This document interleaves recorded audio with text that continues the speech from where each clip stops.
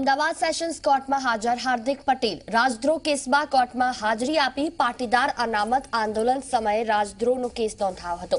હાર્દિક દિનેશ ચિરાગ સામે charge frame થઈ શકે છે। ગત મુદતે દિનેશ બામણિયા ગેરહાજર રહ્યા હતા। ગેરહાજર રહેતા કોર્ટે વોરંટ ઇસ્યુ કર્યું હતું। અમદાવાદ સેશન્સ કોર્ટમાં હાર્દિક પટેલ પહોંચ્યો છે। રાજદ્રોહ કેસમાં આ તમામ લોકોએ હાજરી આપવાની હોય છે। રાજદ્રોહ કેસમાં પાટીદાર અનામત આંદોલન સમિતિના નેતા દિનેશ બામણિયાની અમદાવાદ સાયબર ક્રાઇમે ધરપકડ કરી હતી। ગઈકાલે તેમની વિરુદ્ધ સેશન્સ કોર્ટે બિનજામીનપાત્ર વોરંટ ઇસ્યુ કર્યું હતું અને હવે કોર્ટમાં રજૂ કરાયા હતા।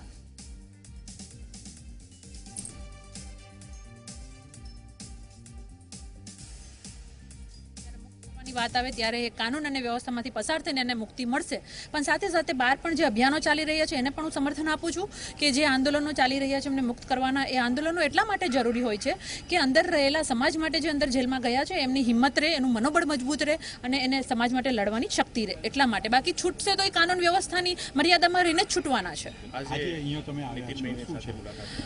જે તમને ખ્યાલ જ હશે કે પહેલા જે 5 પરિવાર જે શહીદ પરિવાર હતા એમના સભ્યોની મુલાકાત નીતિનભાઈ સાથે થઈ હતી ને જે બાકી બહારના જે ગામમાં શહીદ પરિવાર વસે છે એમની આજે બીજા તબક્કામાં મુલાકાત કરવાની છે અને જે નોકરીઓની વાત હતી એ નોકરીઓની વાતને આગળ વધારી શકીએ અને જલ્દીમાં જલ્દી શહીદ પરિવારોને નોકરી મળે એ સંદર્ભે આજે પરિવાર પણ અહીંયા હાજર છે અને એમને નોકરી મળે એવા વાર્તાલાપ માટે નીતિનભાઈ પટેલને મુલાકાત કરવાની છે।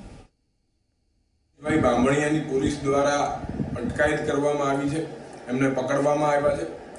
એ એમની ધરપકડ નથી પરંતુ છેલ્લા ઘણા સમયથી કોર્ટનો અનાદર, કોર્ટની પ્રક્રિયાનો અનાદર કરતા હોવાથી કોર્ટે બિનજામીનપાત્ર વોરંટ ઇસ્યુ કર્યું હતું। એમના સંદર્ભે પોલીસે એમને ઉઠાવી અને કોર્ટ સુધી હાજર કરવા સુધીની એમને પ્રક્રિયા કરી છે। એટલા માટે એમની ધરપકડ નથી પરંતુ કોર્ટ જામીન રદ કરે છે કે નથી કરતી એ પછીનો વિષય છે। પરંતુ અમે ઉમા ખોડલને એવી પ્રાર્થના કરીએ, સૌ આંદોલનકારી એવી પ્રાર્થના કરીએ છીએ કે એમના જામીન રદ ના થાય અને આવનારા દિવસોની જ્યારે કોર્ટની પ્રક્રિયાની તારીખો હોય ત્યારે હાજર રહે।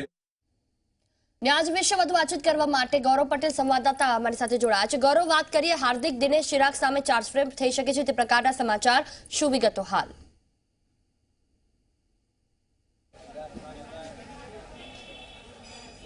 જો વાત કરીએ તો વર્ષ 2015માં જ્યારે પાટીદાર અનામત આંદોલન સમિતિ દ્વારા ચલાવવામાં આવતું અનામત આંદોલન ચરમસીમાએ હતું ત્યારે 25 ઓગસ્ટના રોજ એક મહાક્રાંતિ રેલી જીએમડીસી ગ્રાઉન્ડ ખાતે મળી હતી। ત્યારબાદ હાર્દિક પટેલ સામે અને જેના જે સાથી ખરા ચિરાગ, કેતન અને દિનેશ સામે